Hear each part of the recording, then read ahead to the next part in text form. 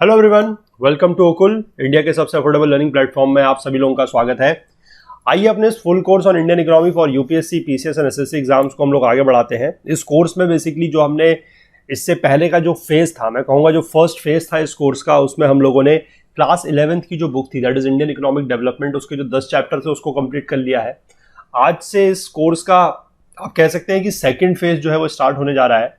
ठीक है, 34 लेक्चर्स वहां पर उन 10 चैप्टर्स में हो चुके हैं। 35th लेक्चर से आज हम लोग स्टार्ट करने वाले हैं और अब जो हमारा ये कोर्स है वो थोड़ा सा अलग डायरेक्शन में चलेगा। मतलब ये कोई अब हम एक किसी भी बुक को उठा के एज सच उसको वर्ड बाय वर्ड नहीं पढ़ेंगे, थोड़ा सा चीज़ों को अलग तरीके से समझेंगे, मिक्स एंड मैच लेके चलेंगे, जो बेस्ट होगा वहां से हम चीज़ों को कंसिडर करके ये आगे को चीज़ें चलेंगी। ठीक है, तो नेशनल इनकम अकाउंटिंग जो पहला टॉपिक रहने वाला है इसका, उसका भी आज पार्ट 1 रहेगा और उसमें आज हम थोड़ा सा चीजें जो है वो बहुत बेसिक, कुछ मैक्रो इकोनॉमिक टर्म्स वगैरह है, कुछ मैक्रो इकोनॉमिक आप कह सकते हैं एंटिटीज वगैरह है, उनके बारे में बात करेंगे, उनको समझेंगे।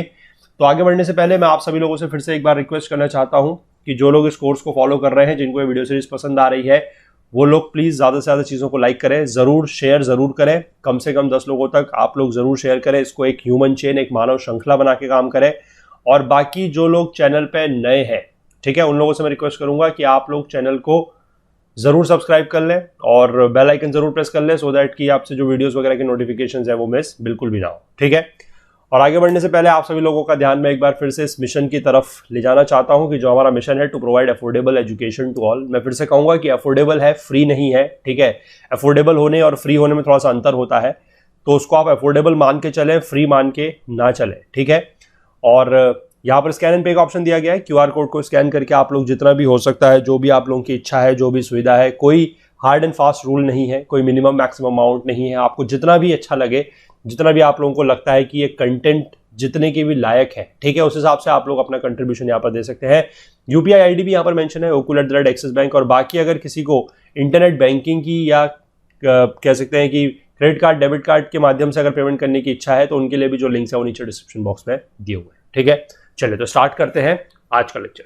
देखिए, तो आज से हम इस कोर्स को इसी तरीके से लेके चलेंगे कि जैसे हमारा पॉलिटी का कोर्स चल रहा है, जो साइड बाय साइड आपको नोट्स वगैरह वहां पर जिस तरीके से मिल रहे हैं, वो सेम टू सेम तरीके से यहाँ पर भी मिलते चलेंगे। ठीक है, देखिए, one of the pioneers of the subject मतलब कौन सा सब्जेक्ट है? The subject is of economy. ठीक है, इस सब्जेक्ट के जो एक पायनियर थे, पायनियर मतलब होता है जो पहले जिन्होंने शुरुआती काम किए हों किसी सब्जेक्ट में, ठीक है, किसी फील्ड में, उनको बोला जाता है पायनियर। ठीक है, we call in economics today. वो कौन थे? एडम स्मिथ, बहुत फेमस इकोनॉमिस्ट थे। Named his most influential work, इनका एक मोस्ट इन्फ्लुएंशियल वर्क था, यानी कि जो उनका एक किताब थी, an inquiry into the nature and cause of wealth of nations. यानी कि जो देश है, ठीक है, उनकी जो वेल्थ है, यानी कि उनकी जो पैसे है, जो उनकी कमाई है, उसका कॉज क्या है, उसका कारण क्या है, ठीक है, उसका नेचर और उसका कॉज क्या है, इसको लेकर इंक्वायरी करने के लिए इन्होंने एक बुक यहाँ पर लिखी थी। तो सबसे पहला सवाल यहाँ पर यह खड़ा होता है कि what generates the economic wealth of a nation. किसी भी देश की, ठीक है, इकोनॉमिक वेल्थ वो कैसे जनरेट होती है? इकोनॉमिक वेल्थ मतलब आप कह सकते हैं आर्थिक, आप इसको कह सकते हैं आर्थिक संपदा। ठीक है, संपदा कह सकते हैं। आर्थिक, इकोनॉमिक वेल्थ का मतलब एक तरीके से पैसा वगैरह है, वो कहां से जनरेट होती है? व्हाट मेक्स कंट्रीज रिच और पुअर। कोई भी देश हम कहते हैं गरीब है, कोई भी देश हम कहते हैं अमीर है, उसके पीछे बेसिस क्या है?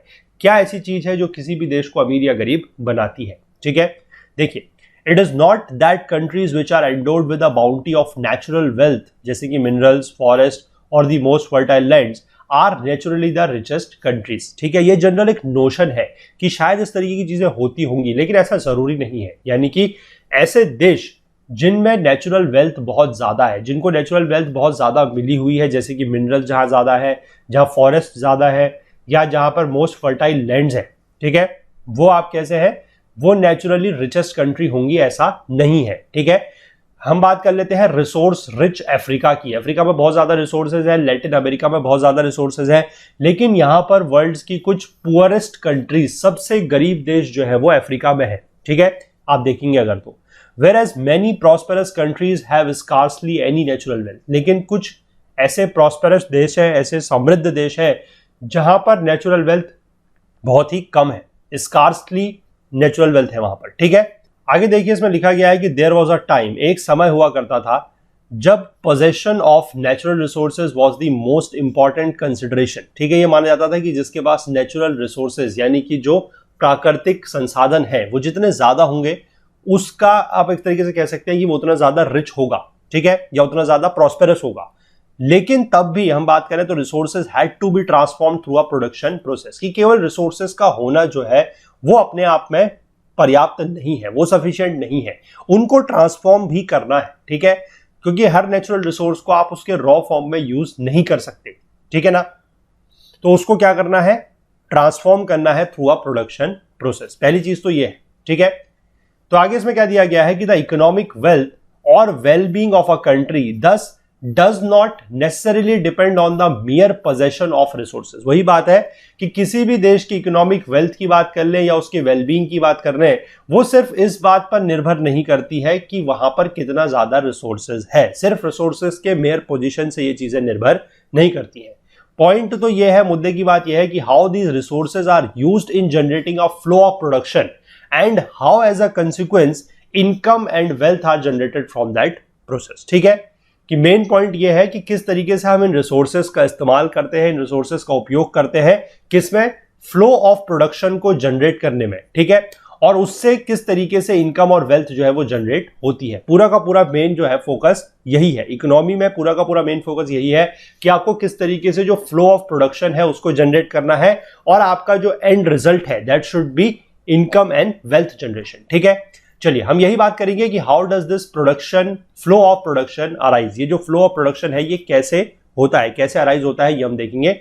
चलिए, people combine their energies with natural and man made environment, ठीक है, लोग जो है अपनी एनर्जी, अपनी शक्तियों को नेचुरल और मैन मेड एनवायरमेंट के साथ क्या करते हैं, कंबाइन करते हैं, जोड़ते हैं with a certain social and technological structure to generate a flow of production. और क्यों करते हैं, ताकि वो फ्लो ऑफ प्रोडक्शन को जनरेट कर सके, ठीक है। अब फ्लो प्रोडक्शन देखिए किस तरीके से होता है, यहां पर आप इसको इस तरीके से लिखिए, flow of production. Flow of production कैसे होगा, इसको समझना है कि flow of production arises from, ठीक है, flow of production arises from किस तरीके से, from the production of commodities. जब हमारा कॉमोडिटी प्रोड्यूस होंगी तभी तो हम कहेंगे कि हमारा फ्लो ऑफ प्रोडक्शन जो है वो चल रहा है, ठीक है, प्रोडक्शन ऑफ कॉमोडिटीज। अब बात ये आती है कि ये कॉमोडिटीज क्या है, ठीक है।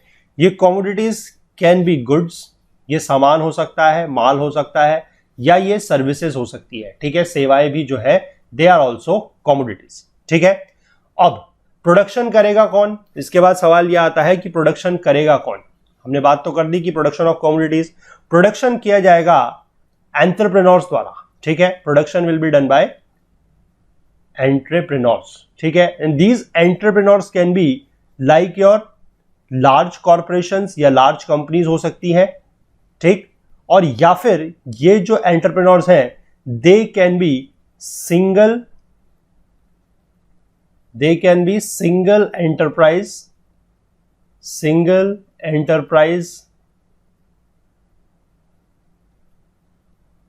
एंटरप्रेन्योर, ठीक है, ये भी हो सकता है, ठीक। तो ये जो है इस तरीके से आपका प्रोडक्शन होगा। प्रोडक्शन आपने करना है कमोडिटीज का, कमोडिटीज आपकी क्या है, the goods and the services, और प्रोड्यूस कौन करेगा, प्रोडक्शन का टास्क कौन करेगा, entrepreneurs. Entrepreneurs can be your large corporation या लार्ज कंपनीज या फिर सिंगल एंटरप्राइज एंटरप्रेन्योर, ठीक है। सिंगल, सॉरी यहां पर इसको थोड़ा सा चेंज कीजिएगा, दिस इज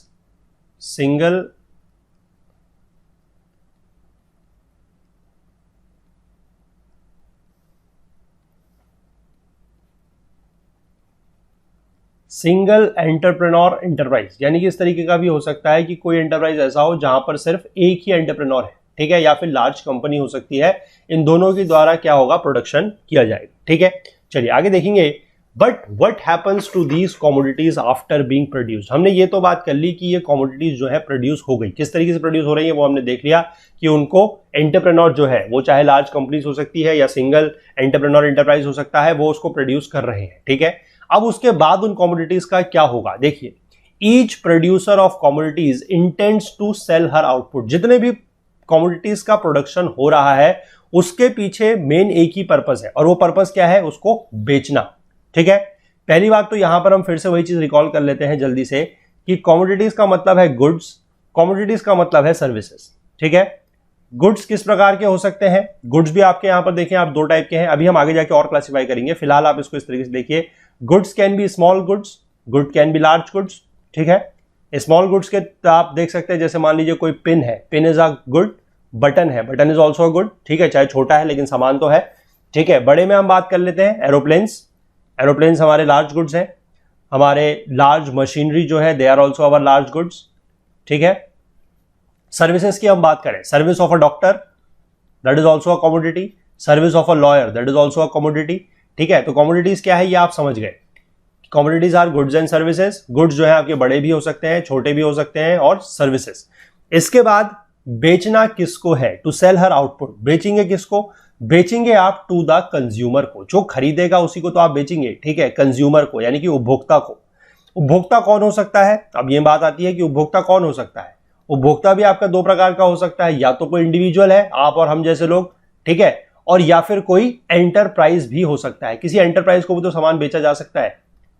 ठीक है, अभी वो हम जब टाइप्स ऑफ गुड्स में देखेंगे उसमें हम चीजों को समझेंगे कि क्या सामान हो सकता है जो एज एन इंडिविजुअल कंज्यूमर को बेचा जा सकता है, या कौन सा सामान ऐसा है जो एंटरप्राइज को बेचा जा सकता है। ठीक है, तो ये सामान इनको बेचा जाएगा, और यहां से जो ये गुड्स एंड कमोडिटीज की मैं बात कर रहा हूं, जो गुड्स एंड सर्विसेज की बात मैं कर रहा हूं, इनको परचेज किया जाएगा किसके द्वारा? किसके द्वारा परचेज किया जाएगा? They will be purchase by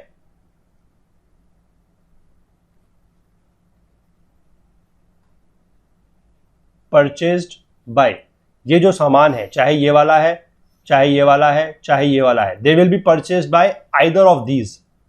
ठीक है, या तो इंडिविजुअल्स द्वारा या फिर एंटरप्राइज द्वारा।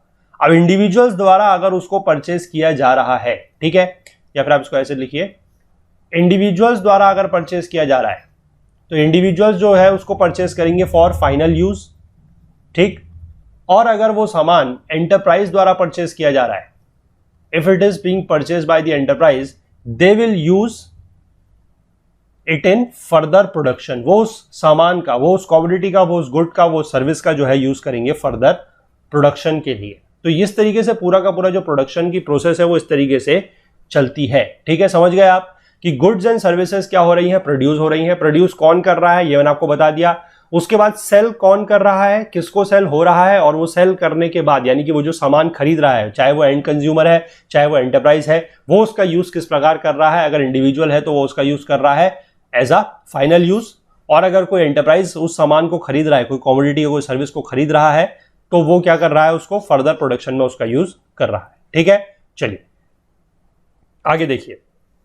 When it is used in further production, जब हम किसी कमोडिटी को या गुड को जो है वो फर्दर प्रोडक्शन के लिए यूज करते हैं, तो it often loses its characteristic as that specific good and it is transform through a productive process into another good. ठीक है, जब हम किसी भी सामान को, किसी भी गुड को, किसी भी कमोडिटी को फर्दर प्रोडक्शन के लिए यूज करते हैं, तो उस समय जो उसका कैरेक्टर है वो लूज हो जाएगा। ठीक है, it often loses its characteristics as that specific good. ठीक है, और वो ट्रांसफॉर्म हो जाएगा through a productive process into another good. ठीक है, ये बात आप समझे? देखिए कैसे समझाते हैं। सपोज कर लीजिए कोई फार्मर है, कोई किसान है, क्या उगाता है? कॉटन। ठीक है, कॉटन प्रोड्यूस करता है। कॉटन आपकी कहां जाएगी? कॉटन आपकी जाएगी स्पिनिंग मिल में। ठीक है, कॉटन आपकी जाएगी स्पिनिंग मिल में। स्पिनिंग मिल में उस कॉटन का क्या होगा? स्पिनिंग मिल में उस कॉटन का बन जाएगा यान। यान मतलब होता है धागा। ठीक है, और फिर ये यान जो है, ये यान आपका कहां जाएगा? दिस यान will go into textile mill. ठीक, टेक्सटाइल मिल में क्या बनेगा? टेक्सटाइल मिल में जो यान बना है, जो धागा बना है, उसका कपड़ा बनेगा। It will become cloth. ठीक, फिर ये क्लोथ कहां जाएगा? इस क्लोथ को अब ये किसी और फैक्ट्री वगैरह में जाएगा, वहां से इसका बन जाएगा आर्टिकल। ठीक है, आर्टिकल ऑफ क्लोथिंग। जैसे मान लीजिए कपड़ा बन गया, अब कपड़े का क्या क्या बन सकता है? कपड़े का तो बहुत कुछ बन सकता है, शर्ट बन सकती है, पैंट बन सकता है, सूट बन सकता है, बहुत चीजें बन सकती हैं। ठीक है, आपको पता है कपड़े का क्या क्या बन सकता है। ठीक, तो इससे बन गया कोई आर्टिकल ऑफ क्लोथिंग। अब ये आर्टिकल ऑफ क्लोथिंग का क्या करेंगे? ये आर्टिकल ऑफ क्लोथिंग जो है, जो भी सामान बना, शर्ट बनी, पैंट बनी, उसका क्या होगा? It will be sold finally to, it will be sold finally to consumer. वो कंज्यूमर को फाइनली सेल किया जाएगा। ठीक है, तो यहां पर अब आप देखिए कि an item that is meant for final use, कोई ऐसा सामान जिसका पर्पस क्या है, जो फाइनल यूज जिसका हो रहा है, and it will not pass through any more stages of production और transformation is called as a final good. मैं पूरी कहानी आपको यहां तक क्यों समझाते हुए लाया, क्योंकि अभी जब आप आगे जाके नेशनल इनकम अकाउंटिंग में पहला टर्म जब आप पढ़ेंगे, that is your GDP, gross domestic product, वहां पर यह लिखा जाता है कि GDP is the sum total of all the final goods and services produced in a country during a specified year, कि किसी एक साल में एक देश के अंदर जितना भी final goods and services produce हुई है उनका जो टोटल वैल्यू है वो जीडीपी है। तो आपको पहले यह पता तो होना चाहिए कि फाइनल गुड्स आखिर होते क्या है, इसलिए यह मैं पूरी कहानी करके आपको यहां तक लेके आया हूं, ठीक है। इसीलिए मैं कह रहा हूं कि चीजों को धीमे धीमे हम लोग पहले समझेंगे कि फाइनल गुड्स आखिरकार होते क्या है। नहीं तो स्टार्ट मैं भी वहीं से कर सकता था कि what is the GDP. Start कर लेते हैं हम आज का लेक्चर फ्रॉम दी जीडीपी की डेफिनेशन से, और वहां पर मैं आपको सीधे सीधे डेफिनेशन लिखा देता कि GDP is this, depreciation is this, GDP में से आप डेप्रिसिएशन घटाओगे एनडीपी आ जाएगा, ये आ जाएगा। लेकिन इस तरीके से चीजें जो है हम वो नहीं करते हैं। ये आप लोगों को पहले से पता है कि किस तरीके से बेसिक से लेके चलना हमारी एक आदत है, तो उसी तरीके से हम लोग इस कोर्स में भी आगे बढ़ रहे हैं, ठीक है।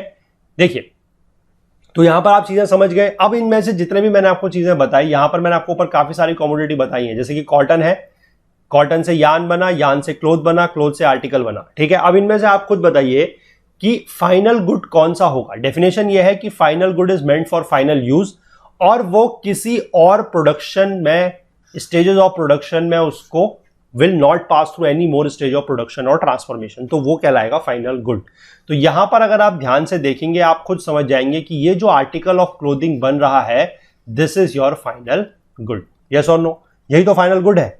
और क्या हो सकता है फाइनल गुड, कि जो ऐसा सामान जिसका आप फाइनली, आप कोई शर्ट बन गई, अब उस शर्ट का आप क्या करेंगे, यूज करेंगे, ठीक है, पहनेंगे, वो खराब हो जाएगी, फट जाएगी, तो आप उसको फेंक देंगे, that is the final use, ठीक है। उससे ज्यादा आप उस शर्ट को आप उसको कुछ ट्रांसफॉर्म करिए, कुछ और तो नहीं बना सकते हैं, ठीक है। या अगर किसी की आदत होती है कि कोई कपड़ा फट जाता है तो उसको कुछ और चीज बनाते हैं, तो बेसिकली वो भी आप उसका यूज घर में ही कर रहे हैं। अगर आप उसका यूज कुछ और करते हैं, जैसे आजकल की डेट में ये ट्रेंड चल रहा है, मान लीजिए, जैसे मैं एक एग्जांपल के तौर पर बता रहा हूं, आपके घर में कोई कपड़ा है, मान लीजिए कोई शर्ट है, ठीक, अगर वो थोड़ा सा कहीं से फट गई है, आप उस शर्ट का अगर मास्क बनाते हैं, आजकल मास्क बनाने का ट्रेंड चल रहा है, आपने मान लीजिए उसका मास्क बनाया, अगर आप उसको फिर भी घर में ही यूज कर रहे हैं, अगर आप अपने पर्पस के लिए ही उसको यूज कर रहे हैं, तो तब भी ध्यान रखिएगा कि वो जो शर्ट थी वो अभी भी फाइनल गुड है, क्योंकि भले ही आपने उससे मास्क बना दिया है, लेकिन उस प्रोसेस में एक तरीके से आप कह सकते हैं कि कहीं पर इकोनॉमी इन्वॉल्व नहीं है, ठीक है। इकोनॉमी इन्वॉल्व नहीं है। अगर उस प्रोडक्शन की प्रोसेस में इकोनॉमी इन्वॉल्व होती, अगर आप उस मास्क को बना के मार्केट में बेचते हैं और वहां से आप उसको इकोनॉमी में लेके आते हैं,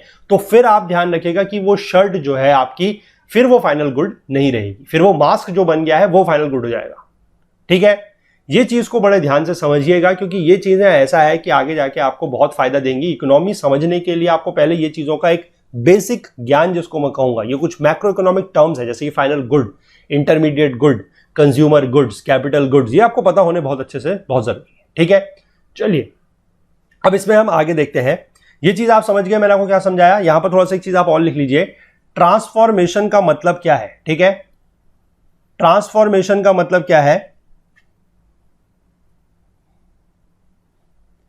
जैसे मैंने आपको बताया कि ट्रांसफॉर्मेशन आप इसको नॉट बाय एनी प्रोड्यूसर, यानी किसी प्रोड्यूसर द्वारा उसको ट्रांसफॉर्म नहीं किया जा सकता। जैसे मैंने आपको बताया कि घर में अगर आप शर्ट अगर फट गई है, उसका आप मास्क बना लेते हैं, ठीक है, तो वो किसके द्वारा किया जा रहा है, वो किसके द्वारा किया जा रहा है, अल्टीमेट परचेजर। जो आपने शर्ट के, आप अल्टीमेट क्या थे, आप अल्टीमेट परचेजर थे, आपने उसका ट्रांसफॉर्मेशन किया है, ठीक है, अल्टीमेट परचेजर में ट्रांसफॉर्म। तो इस तरीके का ट्रांसफॉर्म तो अलाउड है, ध्यान रखिएगा, फिर से मैं समझा रहा हूं, अल्टीमेट परचेजर अगर कोई ट्रांसफॉर्म कर रहा है तो वो अलाउड है। क्यों?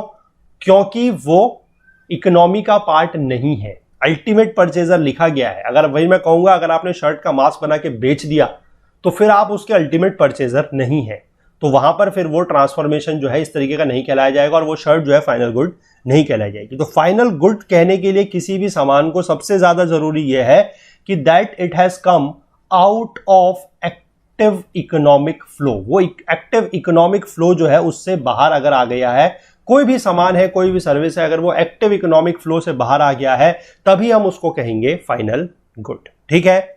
चलिए आगे देखेंगे। अब हम इसमें इंपॉर्टेंट कंसेप्ट है, जैसे कि देखिए मैं आपको यहां पर एक और अच्छा सा एग्जांपल देता हूं, देखिए उससे आपको थोड़ा सा चीज और क्लियर होंगी। जैसे कि आपको पता है टी लीव्स, चाय की पत्ती होती है। अब चाय की पत्ती जो है इसको आप डायरेक्टली यूज करते हैं क्या? इसको डायरेक्टली यूज आप कर ही नहीं सकते। कांट, मतलब चाय की पत्ती को आप डायरेक्ट क्या खाएंगे थोड़ी, है ना। Can't be consumed directly. अब इसको आप डायरेक्टली नहीं खा सकते, तो इसका क्या करते हैं आप? चाय की पत्ती से आप क्या बनाते हैं? You make a drinkable T, यानी कि पीने लायक चाय बनाते हैं इससे आप। ठीक है, अब इसको आप दो तरीके से बना सकते हैं। अगर आप चाय जो है घर में बना रहे हैं, ठीक है, दो तरीके से मतलब मैं चाय बनाने के तरीके नहीं सिखा रहा हूं, मैं बता रहा हूं इसको थोड़ा सा इकोनॉमी के पॉइंट ऑफ व्यू से समझिए। ड्रिंकेबल टी अगर आप घर में बना रहे हैं, तो घर में आपने चाय बनाई, आप किसके लिए बनाएंगे? अपने लिए बनाएंगे, या आपके घर में कोई मेहमान आ गए, कोई रिश्तेदार आ गए, उनके लिए बनाएंगे। लेकिन बेच नहीं रहे हैं आप रिश्तेदारों को, मेहमानों को चाय पैसे देके नहीं पिलाते हैं। ठीक है, तो इस तरीके से अगर आप चाय आपकी जो है घर में बन रही है, तो वो क्या होगी? What will be that will be a final good. ठीक है, उस केस में जो आपकी ये चाय की पत्ती है, this is your final good. ठीक है, समझ गए। लेकिन अगर यही चाय, इसी चाय की पत्ती से जो चाय बन रही है वो किसी टी स्टॉल में बनती है, ठीक है, या किसी रेस्टोरेंट में बनती है, या आपके जितने भी आजकल जो टी शॉप्स वगैरह होती हैं बड़ी बड़ी, वहां पर बनती है, चायोज टाइप्स एंड ऑल। ठीक है, क्योंकि बहुत सारे आ गए हैं आजकल, आप लोगों को पता होगा, आप लोग मुझसे ज्यादा जानकार हैं इस मामले में। ठीक है, तो इस तरीके के जो टी स्टॉल्स या रेस्टोरेंट में अगर चाय बन रही है, तो वहां पर क्या हो रहा है कि वहां पर इस चाय की पत्ती से चाय बनाई गई है और इसको लोगों को बेचा जाएगा, यानी कि यहां पर इकोनॉमिक फ्लो जो है वो हो रहा है। ठीक है, कि चाय बना के लोगों को वहां पर फ्री में नहीं दी जाएगी, तो वहां पर तो उसको बेचा जाएगा। तो यहां पर इकोनॉमिक फ्लो जो है वो हो रहा है। और यहां पर अगर इकोनॉमिक फ्लो हो रहा है इस तरीके से, तो यहां पर आप कहेंगे कि जो ये टी लीव्स है that is not a final good. यहां पर ये टी लीव्स फाइनल गुड नहीं थी। ठीक है, यहां पर फाइनल गुड क्या बन जाएगा? जो ये ड्रिंकेबल टी बनी है वो। ठीक है, that will be the final good in this case. Did you get it? बहुत ही सिंपल केस है, बहुत ही सिंपल चीजें हैं, बहुत आराम से चीजों को समझते चलिएगा। इकोनॉमी में बता रहा हूं कि बहुत आसान आप लोगों को लगेगी, सब्जेक्ट थोड़ा सा टफ माना जाता है क्योंकि आइडिया नहीं है। ठीक है, लोग, मैं वही कह रहा हूं कि आप अगर यूट्यूब पे भी जाके देखेंगे, किसी भी और प्लेटफॉर्म पे जाके देखेंगे, तो नेशनल इनकम अकाउंटिंग जो टॉपिक है अगर वो स्टार्ट हो रहा है, पहली बात तो यह है कि इस टॉपिक को स्टार्ट कोई इस तरीके से करता नहीं। अगर कोई कर भी रहा है तो वो ये सीधे आपको पहला पॉइंट आप उसकी यही बात सुनेंगे कि आइए जानते हैं जीडीपी क्या होती है। ठीक है, तो जीडीपी स्टार्ट करने से पहले आपको इसके पीछे की कहानी पता होनी बहुत जरूरी है। ठीक है, जीडीपी हम लोग आज स्टार्ट नहीं करेंगे, आप लोग बिल्कुल चिंता मत कीजिए, या हो सकता है कि कल भी स्टार्ट ना करें, क्योंकि हम चीजों को इतनी जल्दी नहीं लेंगे। जब तक आपको ये सारे के सारे कंसेप्ट नहीं पता है, हम भागने वाले नहीं है। ठीक है, चलिए, तो यहां पर एक चीज को आप बड़े अच्छे से ध्यान रखिए कि it is not in the nature of the good but in the economic nature of its use that a good becomes a final good. अब जैसे चाय पत्ती की मैंने आपको बात बताई, तो ये चाय पत्ती आपका, आप देख सकते हैं कि टी लीव्स तो सेम है। ठीक है, चाहे वो ड्रिंकेबल टी आप घर में बना रहे हैं तो फाइनल गुड हो गया, आप टी स्टॉल या रेस्टोरेंट में बन रही है तो वो फाइनल गुड नहीं है। यानी कि किसी भी गुड का जो नेचर है वो ये डिसाइड नहीं करेगा कि क्या वो फाइनल गुड है या नहीं है, उसका जो इकोनॉमिक नेचर ऑफ यूज है वो डिफाइन करेगा कि वो फाइनल गुड है या नहीं है। ठीक है, क्योंकि अगर चाय की पत्ती, अगर नेचर ऑफ द गुड ये डिसाइड करता, तो चाय की पत्ती तो सेम है। ठीक है, वो फिर चाहे घर में बन रही होती, चाहे वो रेस्टोरेंट या टी स्टॉल में बन रही होती, it would have been a final good, अगर नेचर ऑफ द गुड ये डिफाइन करता कि फाइनल गुड क्या होगा। ठीक है, लेकिन ऐसा नहीं है, it's the economic nature of its use, कि उसका जो यूज है और उसका भी इकोनॉमिक नेचर। ठीक है, क्योंकि जैसे यूज तो चाय घर में भी बन रही है, लेकिन उसका इकोनॉमिक वहां पर क्या है कि इकोनॉमिक फ्लो वहां पर नहीं हो रहा है। ठीक है ना, और इकोनॉमिक फ्लो आपका चाय जब रेस्टोरेंट में या टी स्टॉल में बन रही है तो हो रहा है। इसलिए economic nature of the use of any good will determine whether it's a final good और नॉट। ठीक, चलिए अब इसमें आगे बढ़ते हैं, आगे देखेंगे हम इसमें। फाइनल गुड तो हम समझ गए कि क्या है। ठीक है, अब हम इसमें यह बात करेंगे कि टाइप्स ऑफ फाइनल गुड्स, क्योंकि फाइनल गुड्स के भी टाइप्स होते हैं। ठीक है, फाइनल गुड्स के टाइप्स क्या होते हैं? देखिए, टाइप्स ऑफ फाइनल गुड्स, इसमें दो टाइप के गुड्स होते हैं। One is your consumption good, ठीक, तीसरा भी इसी से निकल के आएगा, पहले आप ये दो समझिए। वन इज कंजम्पशन गुड्स और दूसरा होता है कैपिटल गुड्स। ठीक, देखिए, कंजम्पशन गुड्स जो है ये वर्ड से ही बड़ा क्लियर है। कंजम्पशन का मतलब है उसका यूज करना। ठीक है, तो consumption goods will be consumed when purchased, when they are purchased by their ultimate consumers, ठीक है, जब अल्टीमेट कंज्यूमर्स इनको परचेस करते हैं बाय अल्टीमेट कंज्यूमर्स, ठीक है, तो they are consumed by the when they are purchase by the ultimate consumer. जैसे कि एग्जांपल के तौर पे मैं बता दूं आप लोगों को, फूड है, ठीक है, क्लोथिंग है, क्लॉथ नहीं बोल रहा हूं, क्लोथिंग बोल रहा हूं, ठीक है, मतलब आर्टिकल ऑफ क्लोथिंग की बात हो रही है।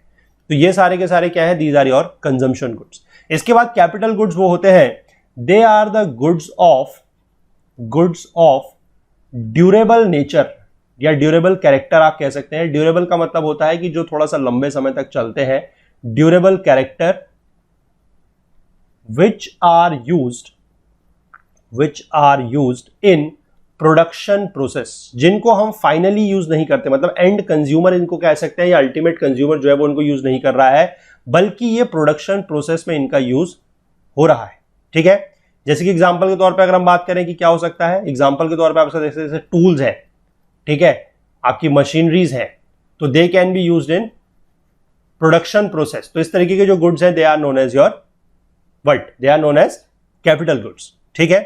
और ये क्या काम करते हैं, द कैपिटल गुड्स, इसको भी यहां पर आप नोट डाउन कीजिए, दे मेक प्रोडक्शन ऑफ, ये चीज समझनी बहुत जरूरी है, प्रोडक्शन ऑफ अदर कॉमोडिटीज, जो अदर कॉमोडिटीज हैं उनकी प्रोडक्शन ये क्या करते हैं, उनकी प्रोडक्शन ये commodities feasible, they make production of other commodities feasible, but ये मेन इंपॉर्टेंट है, but they themselves don't get transform, पर ये खुद ट्रांसफॉर्म जो है नहीं होते हैं। जैसे अगर आप बात कर लीजिए किसी इंडस्ट्री में कोई मशीन है, ठीक है, जैसे हम बात कर रहे थे टेक्सटाइल मिल्स की, तो वहां पर जो मशीन्स हैं वो क्या कर रही हैं, वो यार्न से क्लॉथ बना रही हैं। तो वो क्या कर रही है कि यार्न से क्लॉथ की जो कमोडिटी चेंज हो रही है उसको फिजिबल कर रही है, यानी कि एक तरीके से आप कह सकते हैं कि जो क्लॉथ बन रहा है उसको वो प्रोडक्शन उसका फिजिबल कर रही है। लेकिन क्या वो मशीन खुद ट्रांसफॉर्म हो रही है, नहीं। हाँ, वो मशीन में वेयर एंड टियर होगा, that is a different thing, उसको अभी हम आगे बात करेंगे, लेकिन मशीन का कोई ट्रांसफॉर्मेशन एज सच नहीं हो रहा है, ठीक है। तो ध्यान रखिएगा, कैपिटल गुड्स के ये कुछ कैरेक्टरिस्टिक्स हैं कि दे आर ड्यूरेबल, ये प्रोडक्शन प्रोसेस में यूज होते हैं, ये प्रोडक्शन ऑफ अदर कॉमोडिटीज जो है उसको फिजिबल बनाते हैं, and they themselves do not get transform, वो खुद ट्रांसफॉर्म नहीं होते हैं। These are the characteristics of capital goods. और कंजम्पशन गुड्स क्या है, consumption goods are those which are consumed when they are purchased by their ultimate consumer, जैसे कि फूड और क्लोथिंग। अब फूड और क्लोथिंग की अगर हम बात कर लें तो इनका कैरेक्टर कैसा है, इट इज नॉन ड्यूरेबल, ठीक है। अब फूड है, कोई भी फूड आइटम है, ठीक है, कोई भी फूड आइटम आप ले लीजिए जो भी आप खाते हैं, ठीक है, वो कितना दिन चलेगा, 2 दिन, 10 दिन, 20 दिन, महीना भर, फ्रिज वगैरह आपके पास है तो थोड़ा और ज्यादा चल सकता है, लेकिन कितना, एज कंपेयर टू मशीनरी तो उसकी ड्यूरेबिलिटी कम है, राइट।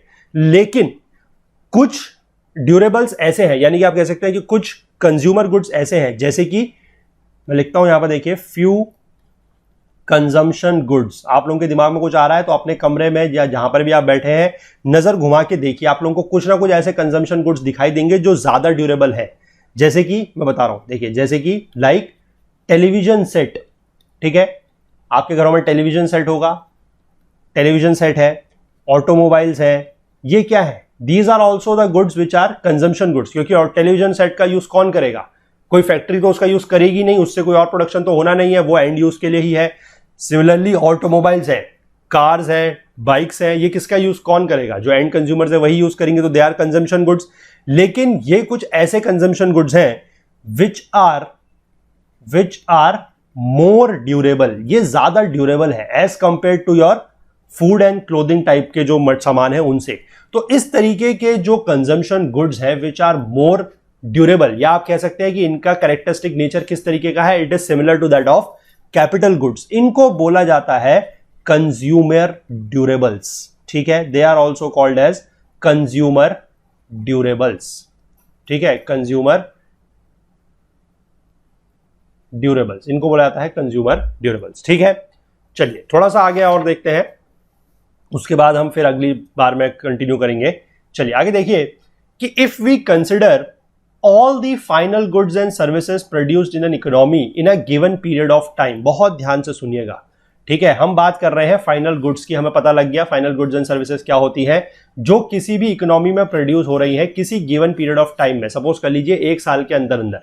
तो they are either in the form of consumption goods. Consumption goods आप लोगों को पता लग गया, कंजम्पशन गुड्स या कंज्यूमर गुड्स, वो भी किस टाइप के हैं ये भी आपको पता लग गया, ड्यूरेबल भी है, नॉन ड्यूरेबल भी है, ठीक है। और या फिर कैपिटल गुड्स। कैपिटल गुड्स तो ड्यूरेबल ही होते हैं, ठीक है, वो इसी फॉर्म में हो सकते हैं। मैंने आपको बता दिया फाइनल गुड्स 2 ही टाइप के हो सकते हैं, या तो कंजम्पशन गुड्स या कंज्यूमर गुड्स या फिर कैपिटल गुड्स, ठीक है।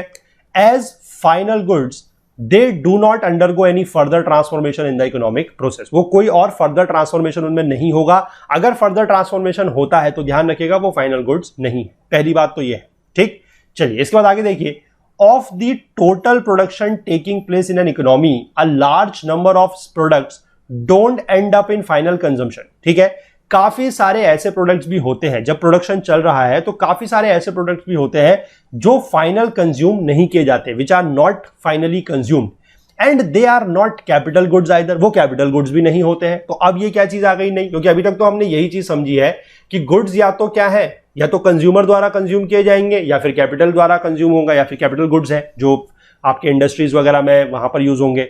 अब यहां पर यह बोला जा रहा है कि कुछ इस टाइप के गुड्स होते हैं और इनका नंबर कम नहीं होता, दे आर लार्ज नंबर, ठीक है। कुछ ऐसे प्रोडक्ट्स हैं जो फाइनल कंज्यूम भी नहीं किए जाते और वो कैपिटल गुड्स भी नहीं है, ठीक है। तो उनका यूज क्या होता है, such goods may be used by other producers as material inputs. उनका यूज किया जाता है अदर प्रोड्यूसर्स द्वारा एज मटेरियल इनपुट्स। एग्जांपल के तौर पे मैं आपको बताता हूं, जैसे कि आपके स्टील शीट्स हैं, ठीक है, स्टील शीट्स हैं, उसका क्या यूज होगा, they are used for making automobiles. Automobile की बॉडी बनाने के लिए उनका यूज होगा। आपके पास कॉपर है, कॉपर का क्या यूज करेंगे, they are used for making utensils, बर्तन बनाने के लिए इसका यूज होगा। तो आप समझ सकते हैं कि ये यूटेंसिल्स और ये ऑटोमोबाइल जो है दे आर तो कंज्यूमर गुड्स, ये कंज्यूमर गुड्स हो गए, जिसके थ्रू इनको बनाया जाएगा वो कैपिटल गुड्स है, जो मशीनरी वगैरह इन्वॉल्व है वो, ठीक। अब ये जो स्टील शीट्स हैं और ये कॉपर है, ये क्या है, ये क्या है, they are your intermediate goods. ये इन दोनों कैटेगरी में नहीं है, ना तो ये कंज्यूमर गुड्स है ना ही ये कैपिटल गुड्स है, ठीक है, क्योंकि ये फाइनल गुड्स है ही नहीं। हमने यही बात करी कि कैपिटल गुड्स और कंज्यूमर गुड्स जो है या कंजम्पशन गुड्स जो है वो फाइनल गुड्स की कैटेगरी है, लेकिन ये दोनों ही नहीं है, तो यानी कि ये फाइनल गुड्स है ही नहीं, they are your intermediate goods. और इंटरमीडिएट गुड्स का काम क्या है, intermediate goods are used as raw materials. इसका हम लोग जो यूज है वो रॉ मटेरियल की तरह यूज करते हैं फॉर फर्दर प्रोडक्शन, ठीक है, फॉर फर्दर प्रोडक्शन। अब रॉ मटेरियल का मतलब आप हमेशा यही मत समझिएगा कि वो नेचुरल होना जरूरी है। जैसे स्टील शीट्स है, तो स्टील शीट्स एज सच तो नहीं है, पहले आयरन ओर होगा, आयरन ओर से आयरन बनाया गया होगा, आयरन से फिर स्टील बनेगा, फिर स्टील से स्टील शीट्स बनेगी। तो यहां तक भी काफी प्रोसेस होते हुए आई है।